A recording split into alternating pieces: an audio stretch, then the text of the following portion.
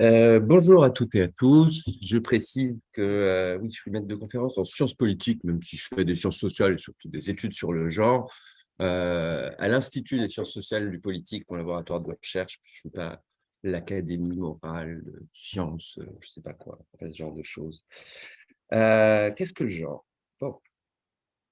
Je voudrais évidemment d'abord remercier Anne-Tomie chez Frédéric Regard pour cette prestigieuse invitation qui aura lieu dans un endroit incroyable du patrimoine national, les remercier et comme je leur disais, ou pas. Qu'est-ce que le genre? Enfin, je commence avec ça.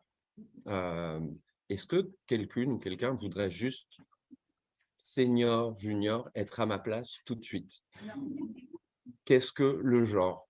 Voilà, c'est pour le petit maître de conférence à l'université de Poitiers. Voilà. C'était presque un traquenard et je me suis demandé à combien de personnes, on parlera tout à l'heure, vous avez proposé avant et qui ont dit non, j'y vais pas.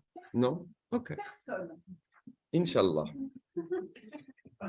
Une digression pour commencer, tellement quand même, c'est pas si simple, je tremble un peu. Ça fait quand même longtemps que je fais des cours d'introduction aux études sur le genre, ou plus spécialisés, je dirais, j'ai regardé une quinzaine d'années, depuis 2007, ça fait longtemps, j'en reparlerai. Et quand j'aborde les théories de l'intersectionnalité, non, le pas besoin de micro, vous m'entendez bien? Ouais. Quand j'aborde les théories de l'intersectionnalité, je commence en général en disant, dans les études sur le genre, le concept le plus surdéterminé politiquement et symboliquement, c'est-à-dire qui évoque tout de suite quelque chose, dont on s'empare, qui représente une arme de destruction massive, qui est comme un cliché où tout de suite ça évoque quelque chose. Et en même temps, le plus sous-déterminé sémantiquement des études sur le genre, c'est l'intersectionnalité. Sous-déterminé sémantiquement au sens où il y a toujours une nouvelle définition. Il y a toujours une nouvelle bonne conception de l'intersectionnalité bien comprise où on va refaire, réamender la définition.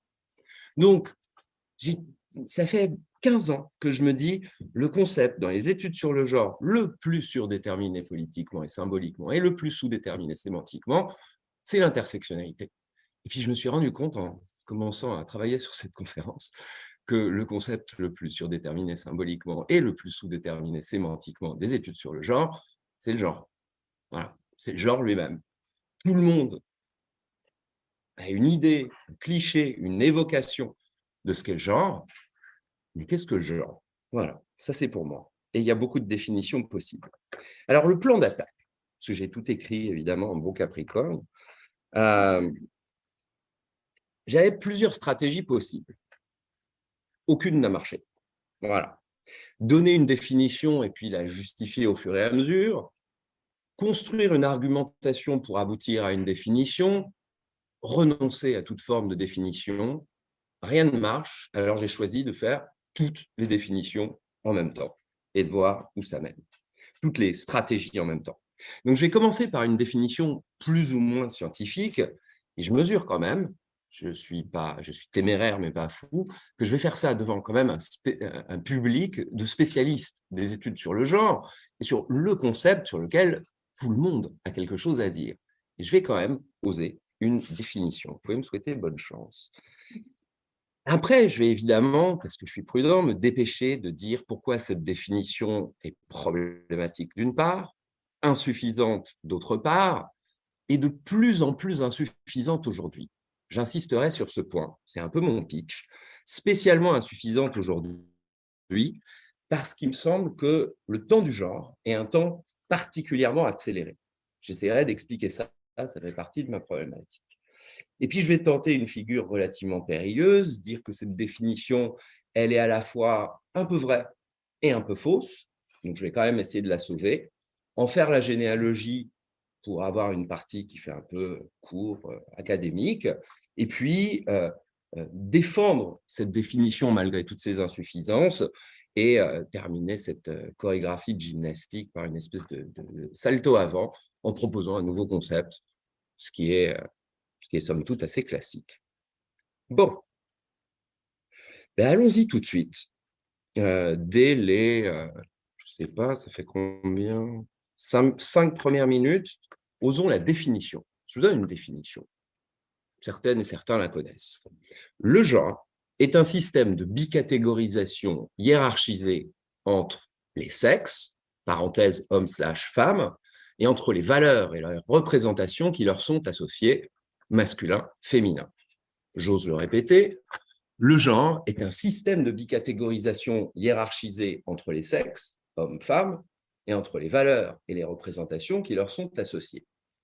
C'est déjà osé. Et puis en plus, je ne vais pas dire que c'est une définition d'un ou d'une autre que je vais pouvoir critiquer, c'est une définition dont j'ai 25% de la paternité, puisqu'elle est tirée du manuel Introduction aux études sur le genre, qui a été écrit par Laure Bérény, Sébastien Chauvin, Alexandre Jaunet et Anne Révillard. C'est à la page 8 du manuel dans la 3e édition de 2020. Certaines et certains, quand on bosse en termes d'études sur le genre, connaissent cette définition. C'est une définition un peu scientifique, évidemment discutable, comme n'importe quelle catégorie scientifique, ça, ce n'est pas un problème. Une première remarque tout de même, c'est ce que j'appelle faire de l'historicisation de comptoir, mais pas café du commerce, je disais, mais quand même de l'historicisation de comptoir. Mais je vais quelque part. Toutes les digressions, quand même, vous savez bien, me permettent de faire bouclier par rapport à mon stress, mais reviennent à la question de départ. Les 10 premières années où j'ai commencé à enseigner les études sur le genre, mes étudiantes et mes étudiants notaient assez calmement la définition en attendant que voilà, je donne un peu de substance.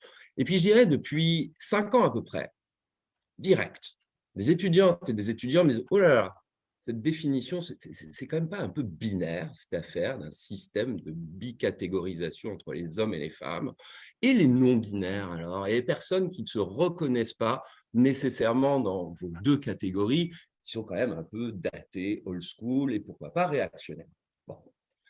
Le premier semestre commence toujours en trombe. C'est intéressant. Et les semestres démarrent toujours en trombe, et de plus en plus. Ça a à voir avec le temps du genre qui s'accélère. Ce n'est pas qu'une anecdote. Mais quand j'ai commencé, vous imaginez, en 2007-2008, il n'y avait pas beaucoup de cours qui commençaient à se monter en études sur le genre. La première année, j'ai dû appeler ça Introduction aux Gender Studies. On n'était pas nombreux, et j'étais un prof gay qui était out. J'étais un pionnier, j'étais un héros. Et puis j'ai remarqué, pareil, depuis 5-6 ans, quand je commence un cours d'études sur le genre, en 2e année, en master, ben je sens parmi les étudiantes et les étudiants que je dois faire mes preuves. C'est un gay, c'est-à-dire encore un homme cis, blanc, qui fait des études sur le genre. Il va falloir prouver des choses. Il va falloir prouver des choses et ce n'est pas si simple. Toutes ces petites formes d'historicisation, elles ont un sens pour moi. C'est-à-dire qu'elles obligent à répondre différemment aujourd'hui, et spécialement aujourd'hui, à la question « qu'est-ce que le genre ?» Ça a du sens. Ce n'est pas juste un challenge de positionnalité dans l'enseignement, c'est que ça produit quelque chose, à mon sens, en termes de réflexivité, sur la définition du genre. Ça va être mon pitch, en général. Pour en dire 2 mots, quant au caractère excluant et non-binaire phobique de ma définition, j'obtiens en général un cessez-le-feu temporaire. J'y reviendrai un petit peu en disant que quand même, ce n'est pas ma définition du genre qui est binaire, c'est peut-être le genre lui-même. Après, on m'attend quand même au tournant. Mais c'est une question dont je discute beaucoup avec un chercheur que vous connaissez certainement, Emmanuel Bobatti, qui a notamment écrit en 2021 dans les Cahiers du genre un article intitulé « Le genre pluriel, approche et perspectives pour complexifier le modèle femme-homme en sciences sociales », où il crée, à partir de sa thèse sur les migrations de sexe, les parcours transidentitaires, un espace social du genre. Puis vous voyez bien, c'est presque une réponse à la définition binaire du genre, de montrer qu'on a un espace qui marche un peu à la distinction, comme chez Bourdieu, et pas en 2 classes, comme en Genèse de classe, Bourdieu a montré le système de la distinction en rompant avec Marx. Et en fait, Bobatti et moi, on est très, très d'accord. J'y reviendrai. C'est-à-dire qu'entre définition binaire que je pose et sa tentative de complexifier le modèle femme-homme en sciences sociales, il y a beaucoup de consanguinité d'esprit, quelque chose comme ça.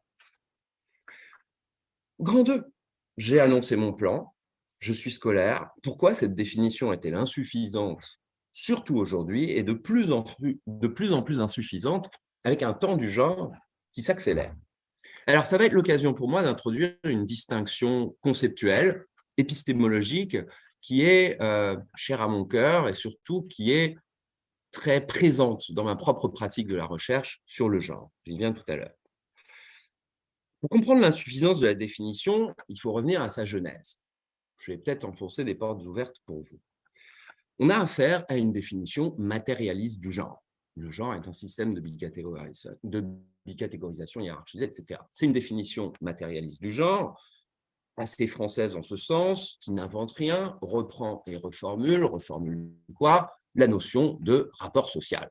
Le genre comme un rapport social, il y a un rapport de genre qui structure, divise, stratifie de façon asymétrique l'espace social, oui ici de façon binaire, comme il existe un rapport de race, un rapport de classe, selon le saint triptyque des études sur le genre, de la sociologie, des sciences sociales en général. Cette approche ancienne de sciences sociales, elle a au moins deux conséquences épistémologiques que vous connaissez bien là aussi. D'abord, les classes divisées, ce qui est divisé par le rapport de division, ne préexistent pas au rapport qui les institue. C'est-à-dire, c'est le capitalisme qui crée les classes, c'est le racisme qui crée les races, c'est le genre qui crée les sexes. Ça a au moins ça de substantiel et de relativement cohérent, je pense. Deuxième conséquence est éclosion du problème de la définition. Le premier problème de la définition, ce pourquoi elle est quand même peut-être insuffisante. Dans l'approche matérialiste, on est inscrit dans un rapport de classe, dans un rapport de genre, dans un rapport de race. Donc cette deuxième caractéristique, cette deuxième conséquence épistémologique, c'est qu'on n'a pas une classe, on n'a pas un genre, on n'a pas une race. Du coup, on ne dit pas les genres, on ne dit pas les races, on ne dit pas les classes, on dit le genre, la classe, la race. Mettre ça au pluriel, ce serait comme dire j'ai un capitalisme, j'ai un racisme, j'ai un sexisme. D'une certaine manière, le vocabulaire est absurde du point de vue analytique de la définition. Premier problème de la définition, je vous le disais. Dans le monde contemporain, force est de le constater, et on ne peut que le constater. Je reviendrai sur ce caractère constatif. Ben, on a bien un genre. Il y a bien plusieurs genres. On met genre au pluriel, on dit les genres, on dit mon genre, on dit ton genre, on dit son genre. Et on peut très bien avoir comme genre de n'avoir pas de genre, si on est agenre ou si on est non-binaire. C'est un fait. Du coup, j'insiste là-dessus. Le problème, ce n'est pas le problème des actrices et des acteurs sociaux. On ne demande pas aux actrices et aux acteurs sociaux d'avoir une définition qui soit en accord avec celle du chercheur ou de la chercheuse. Les actrices et les acteurs sociaux, ils n'ont pas de problème épistémologique. Le problème épistémologique, c'est celui des chercheurs et des chercheuses, les spécialistes du genre. De là, il y a deux écoles. Il y a deux écoles. La première école, c'est ce que j'appelle l'école Joanne Scott. Vous connaissez Joanne Scott, chercheuse méga émérite, qui en 1986 publie ce qui a été reconnu comme un peu la première définition substantielle du genre. Elle a bossé, on est en 86, c'est important. Elle a vraiment bossé, elle a fait beaucoup de recherches, c'est une historienne, c'est a big shot, c'est quelqu'un de vraiment importante. Alors du coup, au début des années 2000, Joanne Scott, elle est un peu énervée. Et elle écrit en 2001, ma traduction.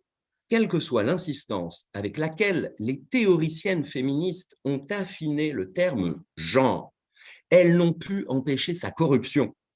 Dans le langage populaire, les termes sexe et genre sont aussi souvent utilisés comme synonymes. En effet, il semble parfois que le genre ne soit qu'un euphémisme poli pour le sexe. Alors, ce que j'appelle l'école Joanne Scott, je crée un idéal type. La pauvre Joanne Scott n'a jamais défendu ça comme ça. c'est moi qui fais mon propre idéal type, Johann Scott, c'est l'école qui déplore en quelque sorte qu'on utilise le terme genre un peu n'importe comment aujourd'hui, pas comme il faudrait.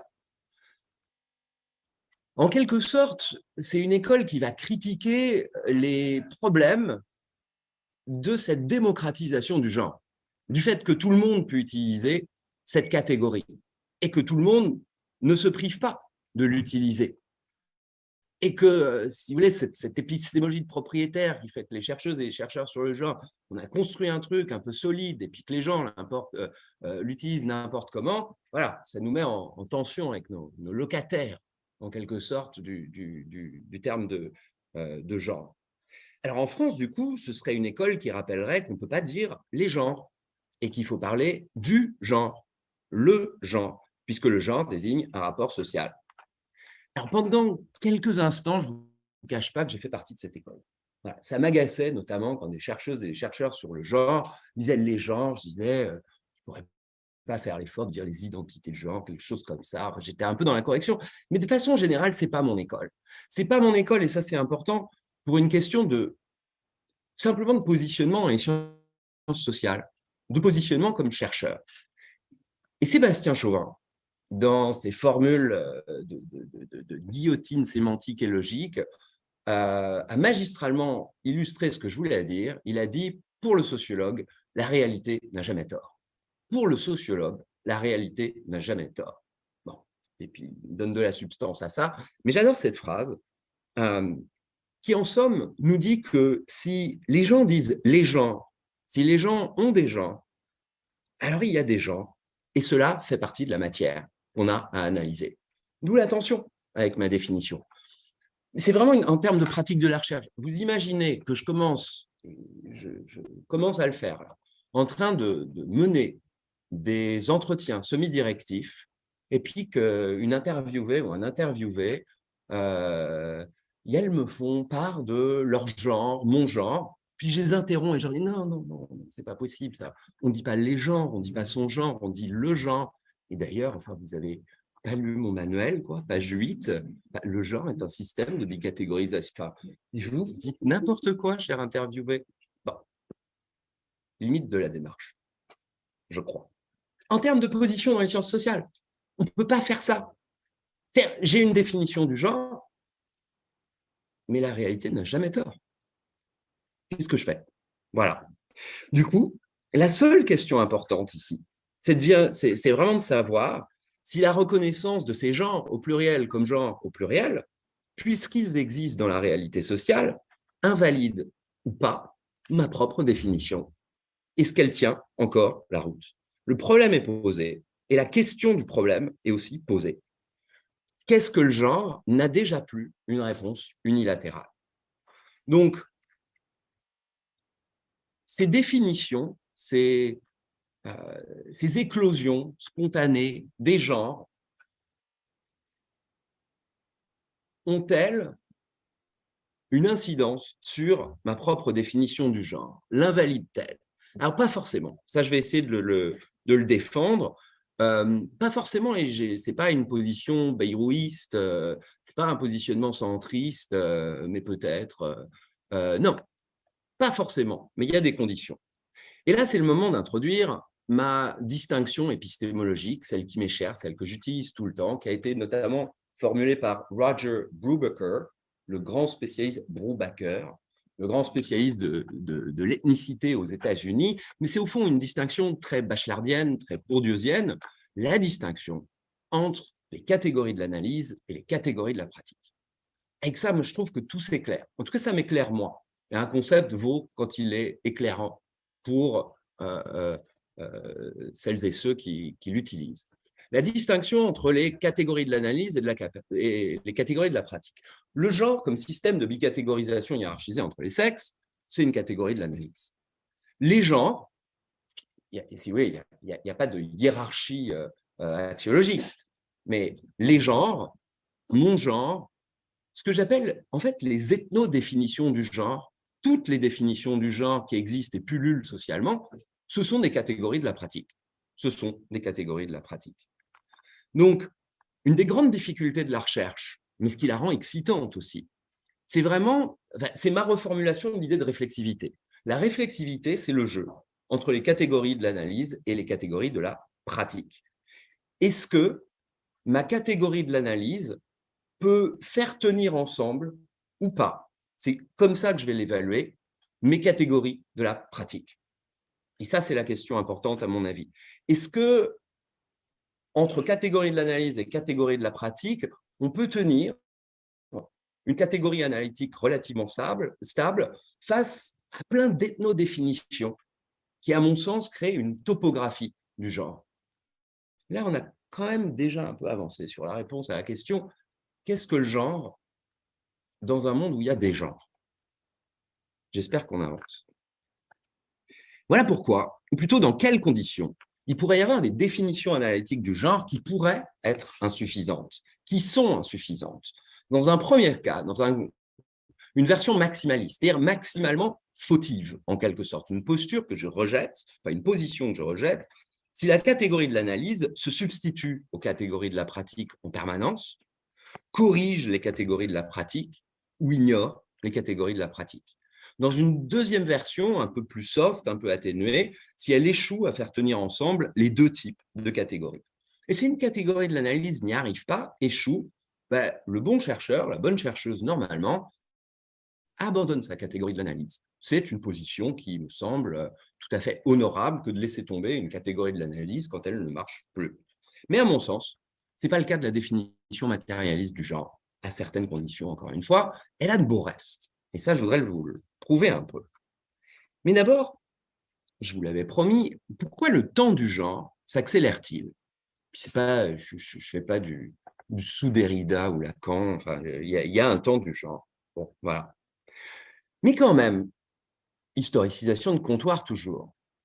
Quand on a commencé à élaborer la catégorie de genre à la fin du XXe siècle, Johann Scott, c'est 86, on était dans une société où, bien sûr, il y avait du genre. Il y avait du genre au XIXe siècle, il y a du genre au XXe siècle. Le genre, ce n'est pas le même en Finlande, ce n'est pas le même aux États-Unis. On est toutes et tous d'accord que s'il y a toujours eu du genre, à peu près, il faut l'historiciser.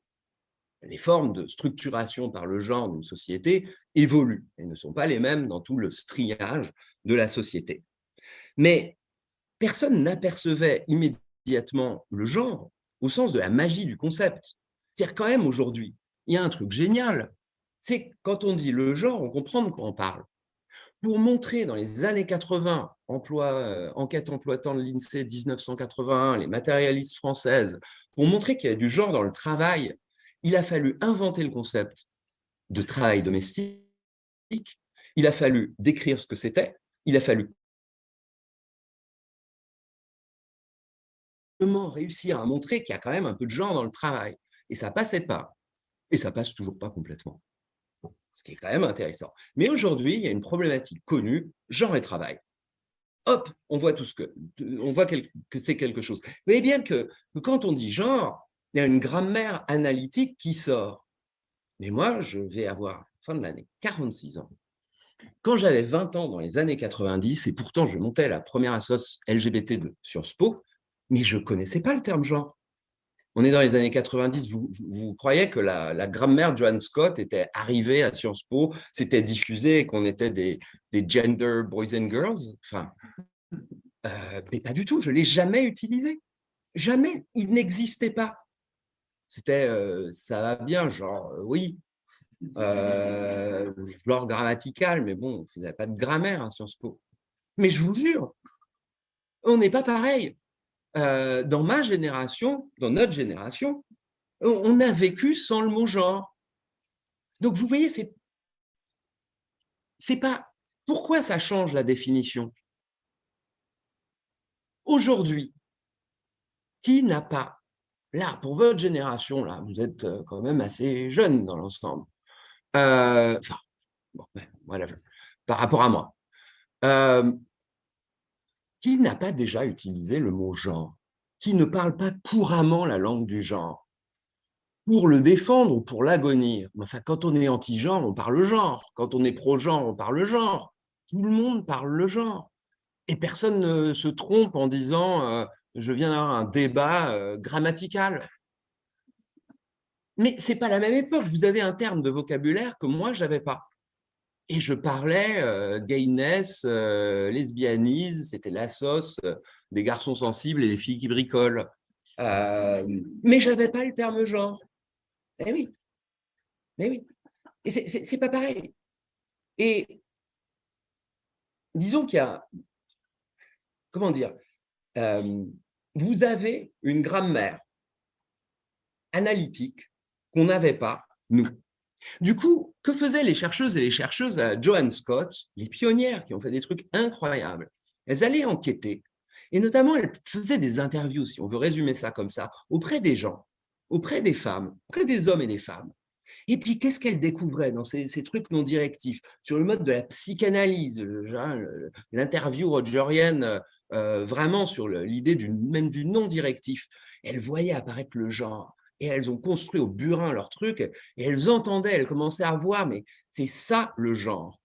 Mais aujourd'hui, vous pouvez aller faire, et vous le faites, vos entretiens, et puis vous interrogez, vous interviewez sur, et pour toi, bon, c'est comment la dimension de genre? Mais oui, ce n'est pas la même chose. Vous pouvez bosser avec cette catégorie de la pratique, qui est aussi une catégorie analytique, alors que dans les années 80, il fallait la voir émerger. Et donc, c'était à nous. Maintenant, c'est à tout le monde. On a démocratisé notre concept, on a beaucoup perdu. Voilà. On l'a mis sur un marché. Voilà, j'avais pris des notes ce matin, stressé au petit déjeuner. Ouais, je pensais, oui, j'avais mis INED Virage. L'enquête Virage sur les violences de genre. Bon, la bataille, ça a été sur les ethnodéfinitions. Homme-femme, ça ne marchait plus. Donc, il y a eu une enquête sur l'enquête. Avec, on introduit non-binaire, on ouvre des catégories, mais c'est un truc en soi. Joan Scott, je ne sais pas demander, je veux dire, à l'époque, on ne disait même pas vous êtes un homme ou une femme, on regardait la personne et puis on était bon, quoi. On ne fait plus de la science sociale, des sciences sociales de la même façon, et vous voyez bien, le temps du genre est un temps qui s'accélère. Il s'accélère de plus en plus. Et quand je dis qu'il s'accélère de plus en plus, je reprends pour exemple mon manuel. C'est important.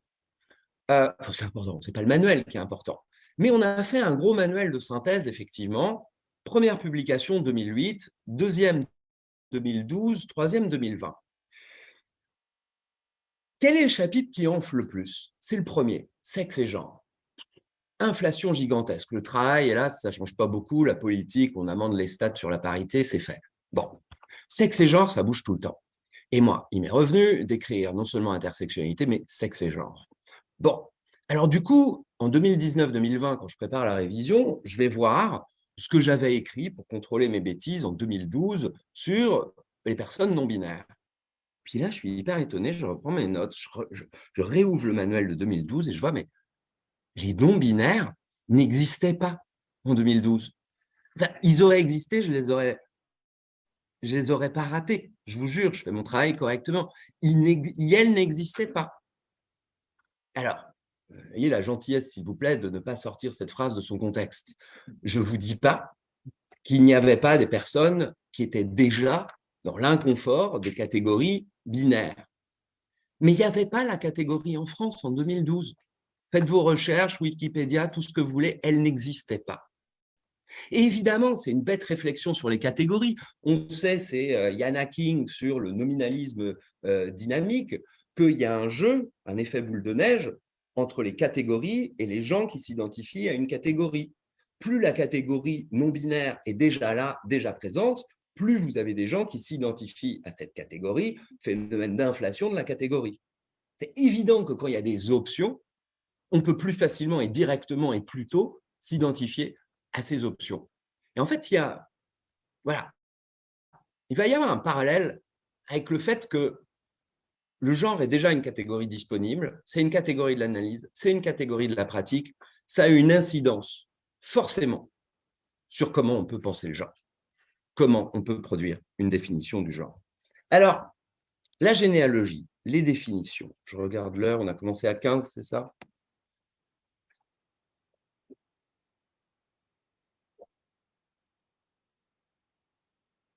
Bon, la partie ennuyeuse que vous connaissez un peu, ennuyeuse, je ne sais pas, mais sur laquelle je vais aller vite. Sur la généalogie de ce terme genre. c'est important de remettre l'apparition de ce terme dans sa niche écologique. Vous le savez, on est dans les années 50-60 aux États-Unis, dans un espace très particulier, un espace clinique, médico, psychologico, psychiatrico, sexologico, qui est la clinique, je mets des guillemets pour reprendre les termes de l'époque, de la transsexualité et de l'intersexualité. Pas besoin de guillemets pour intersexuation. La première occurrence du terme gender, vous la connaissez, c'est John Money, comme l'argent. John Money, la première occurrence, je crois que c'est dans l'article de 1955 qui est coécrit par Money et les époux Hampson. 1955, et ça a été la catégorie, si vous voulez, sur laquelle John Money a bossé toute sa vie. John Money, c'est un des pères avec Harry Benjamin, avec d'autres psychologues, psychiatres comme Robert Stoller, de ce qu'on appelait la clinique de la transsexualité aux États-Unis, toujours des guillemets à l'oral si on m'entend. Il définit le sexe comme anatomiquement et physiologiquement déterminé et le genre comme une identification psychologique de soi comme homme ou comme femme. Pourquoi est-ce important? Le sexe, c'est biologique, en gros.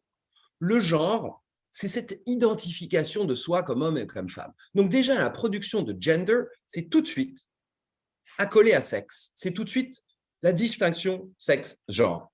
Ergo, l'histoire des études sur le genre, ça a toujours été l'histoire de la distinction sexe-genre et de la redéfinition de la définition, de cette distinction en quelque sorte. Mais le terme gender, il naît de cette distinction. Le sexe, c'est biologique. Le genre, c'est psychologique. Je reviendrai sur psychologique. Mais c'est intéressant parce que c'est quand même des... Voilà, c'est des psys qui inventent ça. Fassin, il le dit très bien, l'invention psy du genre, le terme gender, celui dont nous héritons toutes et tous, il a été inventé, distingué du sexe, par les psys. Donc en fait, c'est le sexe de l'esprit. C'est le sexed self. J'aime bien cette idée, un soi du self sexué. C'est mon moi sexué. Pas sexuel, mon moi sexué. Bon. C'est une invention psy. Et puis, une invention psy qui se fait parce que, genre, ils ont inventé le concept dont on hérite, donc merci aux cliniciens de la, guillemets, transsexualité, ben, ils n'étaient pas très queer. C'était quand même, leur genre, ce n'était pas la multiplication des genres, c'était peut-être psychologique et pas biologique, mais ils n'étaient pas pour plein de genres. Il y en avait deux. Voilà. Et on pouvait être M2F ou F2M, pas plus. Bon. Et ils inventent ça pour soigner une pathologie qu'ils inventent en même temps. Alors, double guillemets, parce que c'est pire, le syndrome de transsexualisme. Et vous savez que pour Stoller, il y a du transsexualisme, guillemets, primaire, secondaire. C'est grave comme typologie.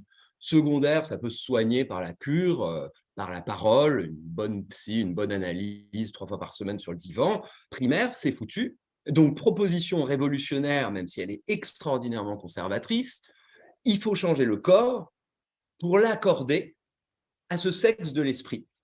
À ce sexe de l'esprit. C'était un truc, bon, c'était un truc très important. C'est quand même de là que tout le monde est parti.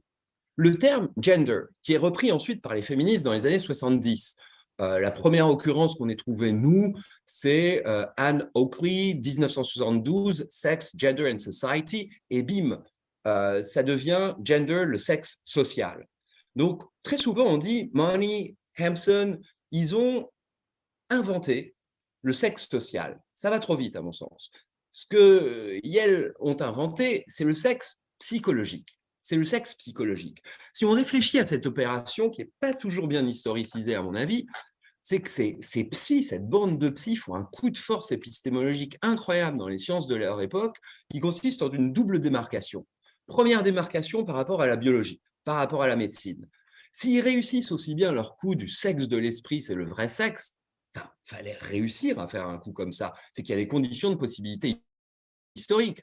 C'est qu'il y a une crise du sexe qui était basée sur les hormones dans les années 30. On avait trouvé le vrai sexe à la fin des années, à la fin du 19e siècle. C'était les hormones et bim, on s'aperçoit que Tout le monde a des androgènes, de la testostérone, de l'œstrogène. Là, on commence à parler d'hermaphrodisme psychique, on est perdu. Bim, ils arrivent et ils disent, mais en fait, si vous ne trouvez pas en médecine le vrai sexe, nous, on l'a, il est là. Qu'ils interviennent, ils rebinarisent tout, on est content. Double démarcation, parce qu'en fait, ils se démarquent aussi par rapport aux sciences sociales, à la sociologie. Dans les années 50, on a la sociologie interactionniste qui déboule et qui commence à dire il y a des rôles de sexe, il y a des carrières de sexe, des carrières homosexuelles. Donc, si on regarde, ce n'est pas tout de suite le sexe social, c'est contre le sexe biologique, contre le sexe social, on va faire ce sexe psychologique. Et ce sexe psychologique, ils ne vont avoir de cesse, quand on regarde leurs propres mots, de le raffiner et puis de l'enfoncer de façon de plus en plus intérieure dans la psyché humaine. Pourquoi je dis ça? Money, il hésite au début. Il parle de gender roles et de gender tout court.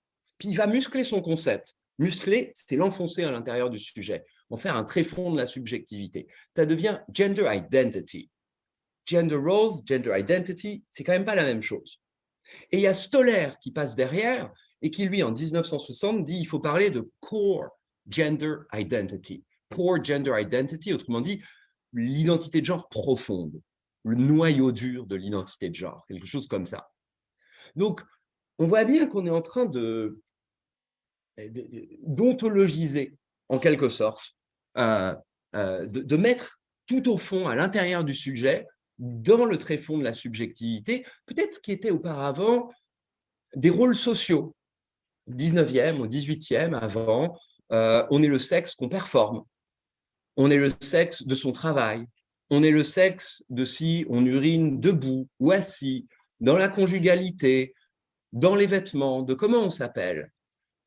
Et ce sexe social, en quelque sorte, en quelques siècles, devient cette espèce de monade sans fenêtre. J'aime bien ce terme, je n'ai jamais su ce que c'était une monade exactement. J'aime bien l'idée que ça n'a pas de fenêtre.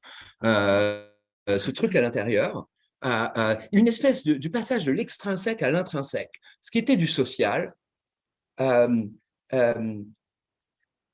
devient du subjectif. C'est à l'intérieur du sujet et ça ne se discute pas. Bon, c'est ça, la genèse de gender.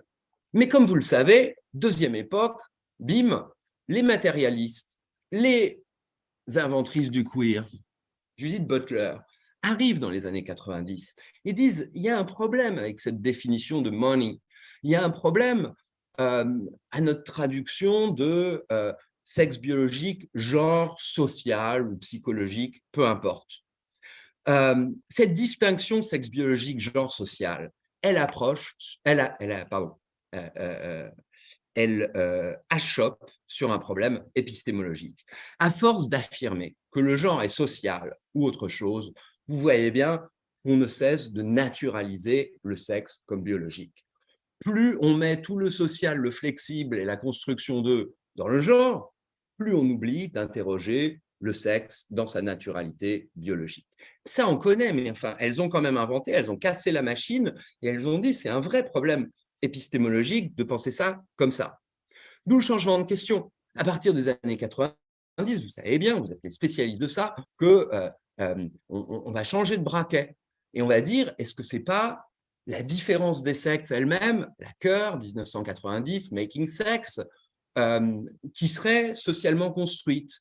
Dans Penser le genre, Delphi commence en disant bon, moi aussi, j'étais partie de cette idée que la société mettait son grain de sel, son terme, le grain de sel, dans la différence biologique, se surajoutait. Et puis après, je paraphrase, mais c'est presque ça, quand on met en correspondance le sexe et le genre, est-ce qu'on met en correspondance du naturel et du social, ou est-ce qu'on ne compare pas du social avec encore du social?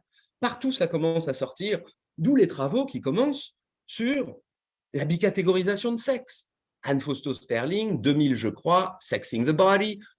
Bon, il y a des problèmes dans la thèse, mais tout d'un coup, il y a ce questionnement, ce tagage, cette labellisation des science studies sur la biologisation du social. On ouvre cette boîte noire du sexe et on commence à dire, on nous vend ça comme du biologique, mais quand on regarde, c'est quand même un peu socialement construit. Donc, vous voyez qu'on on change le questionnement. On arrête de penser, on commence à se rendre compte qu'à force de parler du genre social, on donne pour acquis le fait que le sexe est biologique. Et ça, c'est un problème, ça reconduit le problème épistémologique. Dans ce cas-là, le naturel sera toujours antécédent au social. On ne peut pas faire de la bonne déconstruction. Il faut rompre avec ce type de dichotomie, un peu comme le dit Descola. Faut faire exploser le paradigme. Chauvin, il écrit un truc génial là-dessus en disant on a fait 1000 fois l'histoire de la biologisation du social, du sexe biologique. Il faudrait faire l'histoire de la construction sociale du genre comme construction sociale. Il est donné qu'il y a une construction sociale du genre, mais il faut penser les conditions de possibilité de la construction sociale du genre. Allez lire Chauvin, c'est super, je le mettrai dans ma bibliographie partout parce que je lui dois beaucoup. Bon, tout ça pour vous dire qu'il y a une redéfinition du genre à partir des années 90, un concept complètement différent de celui de Morny, et depuis, on a au moins 2 définitions qui cohabitent. Le genre, à partir des années 90, ma définition, si vous voulez, mais vous voyez bien que j'emprunte, je redéfinis, c'est pas moi qui ai inventé ça, c'est elle, en l'occurrence. Le genre, c'est plus une identification, comme chez Morny, ça devient un rapport social, un rapport de pouvoir. Le genre, c'est un système, il précède et produit les sexes comme des catégories naturalisées par l'idéologie du genre. Le genre devient enfin comparable à la classe, à la race et aux voilà, à la classe et à la race. Il devient synonyme d'autres systèmes qui jusque-là n'étaient pas pensés comme scientifiques. Le genre, c'est le patriarcat. Le genre, c'est la domination masculine. Le genre, c'est le sexisme. C'est-à-dire aussi des idéologies. Ça, c'est important. Le genre, c'est un système, mais à très fort coefficient de naturalisation. Ça nous donne à voir l'idée des lunettes du genre, le sexe, comme déjà là biologique, dont tout découle et dont les différences et les distinctions sociales ne seraient que la conséquence secondaire d'une vérité première entre, en quelque sorte, le sens figuré, la cosmologie du genre, et le sens propre, les organes génitaux, à l'évidence différents. En anthropologie, en science studies, en sociologie, partout, on commence à faire exploser ça.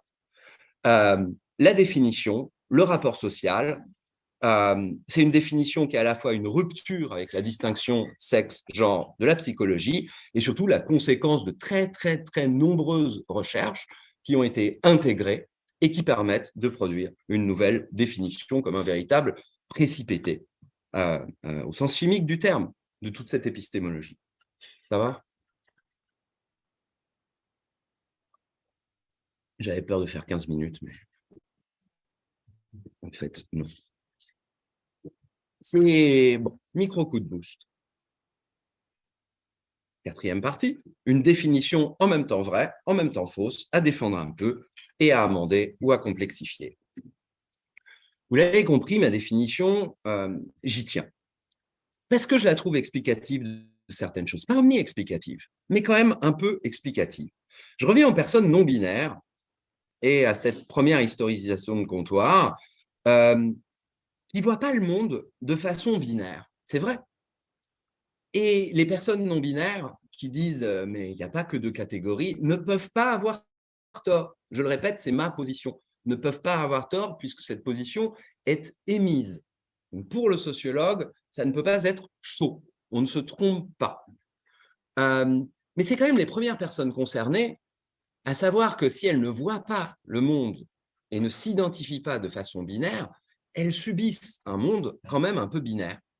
C'est-à-dire que ces positions médianes sont difficiles à vivre, engendrent des problèmes administratifs, de la discrimination, des comportements phobiques de genre et des violences symboliques et matérielles.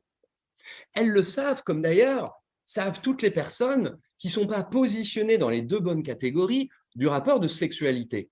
Le rapport de sexualité comme le régime de l'orientation sexuelle qui ne voit que des hétérosexuels et des homosexuels. Vous voyez bien que quand vous êtes bisexuel ou asexuel, les bisexuels, c'est vraiment c'est les centristes de la sexualité. Ils disent, moi, je suis au milieu, et tout le monde leur dit, ça n'existe pas au milieu. Tu es quand même plutôt de gauche, plutôt de droite. C'est qu'un centriste, c'est plutôt de droite. Et vous voyez bien qu'au fond, toutes les non-binarités, puissent-elles situées dans le rapport de l'orientation sexuelle ou dans le rapport de genre, sont des positions inconfortables qui rappellent quand même qu'il y a de la binarité. Sinon, ce serait fun d'être non-binaire de genre ou non-binaire de la sexualité. Mais ça n'a pas l'air d'être fun. Donc, il y a peut-être quelque chose qui résiste. Et c'est important de pouvoir en rendre compte aussi, de ne pas céder à une espèce de pluralisme démocratique où il n'y a plus de définition. Voilà, il faut être un bon prof, c'est 90% d'autorité, puis comme avec mes blagues ici, 10% de démagogie quand même, pour se sauver.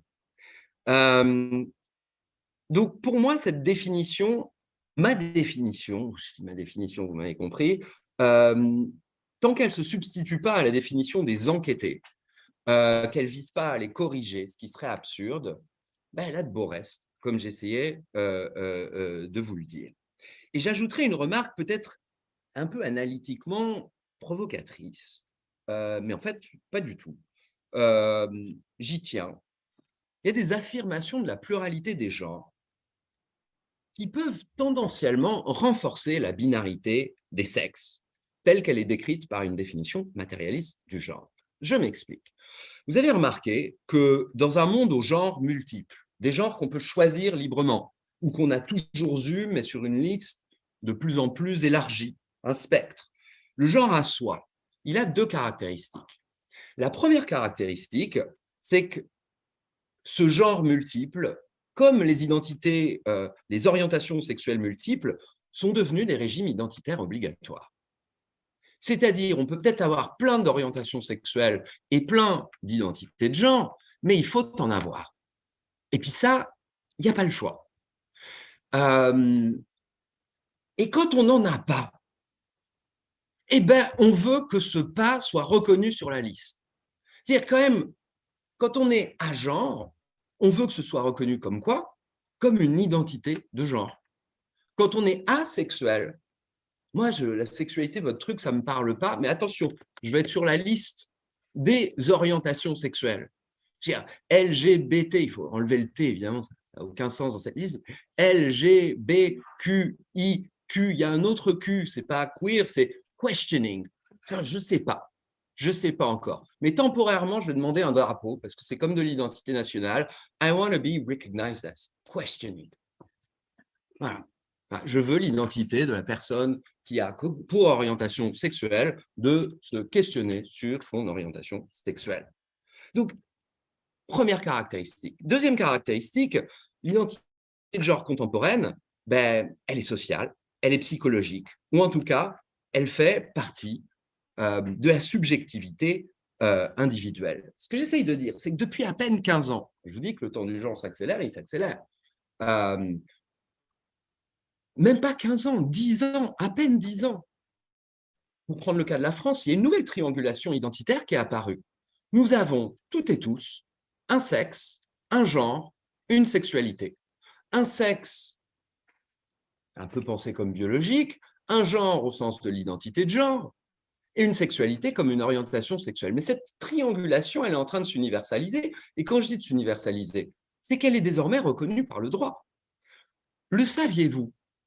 La première occurrence du terme genre dans le droit positif français, la première fois que le mot genre n'avait jamais été écrit dans le droit positif français, savez-vous quand il apparaît?